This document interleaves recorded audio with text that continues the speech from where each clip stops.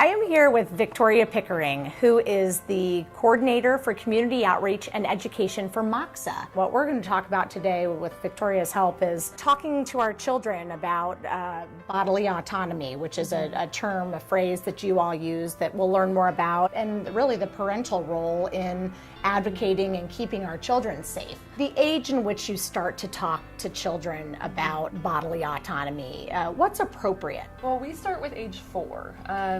4-year-olds tend to have a greater understanding at about that age of what their body is, and that their body is an extension of themselves. So that's just part of child development. Their sense of self and sense of identity is really starting to become more firm and solid at age 4. So that's when we start. And obviously we speak to a 4-year-old very differently than we speak with a 10-year-old. We want to make sure that we're keeping in mind, how does this child think based on their age? So when I speak with a 4-year-old, I might not ask them, how would it make you feel, or how do you think it would make someone feel if someone touched them in the private parts of their body? Because they might not have a concept of behaviors and feelings and how those two things go together quite at that moment. Right. But I might say, if somebody does this, here are the people you can talk to, right? Or who do you feel safe talking to? They're going to have a better understanding of that concept than they will necessarily the nuance of how behaviors and feelings interact. The way I always encourage parents to talk to their kids, and the way that we talk to kids in the classroom, is making sure we're being very straightforward, and that we're describing behaviors. I would never say to a child, don't ever let a stranger touch you, because we know that the majority of children who experience sexual abuse experience it at the hands of somebody they like, love, or live with. Yeah. And so we really want to say, it's not okay if anyone touches you in the private parts of your body for no good reason, even if that's mom, even if that's dad, even if that's grandma or grandpa. If that happens, you have the right to say no, and you have the right to tell a trusted adult. Sometimes my children don't want to give a hug.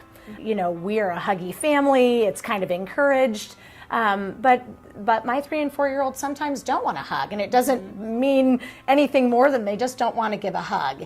Any advice there? I think that's a common concern for parents, is we want our children to have good manners, right? We want to be polite, and sometimes we equate politeness with showing affection. Right. And more importantly, we sometimes accidentally equate it with showing physical affection. And I think a good way to model to children that their body belongs to them is to say, you get to decide how you interact with other people physically.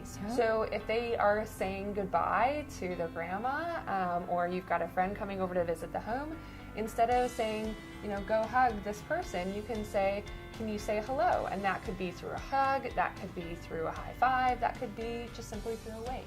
I think another really good way to model that with kids is as parents, but also as people who are in the lives of kids in other capacities, always ask before we attempt to hug a child. So it shows good practice to that kid if I say, hey Sally, would you like to hug me? Or may I have a hug, in a way that's not pressuring, in a way that's respectful of their boundaries. And then if that child says, no thanks, I go, okay. Okay. Sounds good. How about a fist bump? Right. How about a fist bump? Victoria is a fantastic resource here. MOCSA is a fantastic resource here in Kansas City. You will have a MOCSA type of organization in your own community. Look to them as a resource. See how you can also support MOCSA. Thank you, Victoria, for all you do. We so appreciate you. Thank you.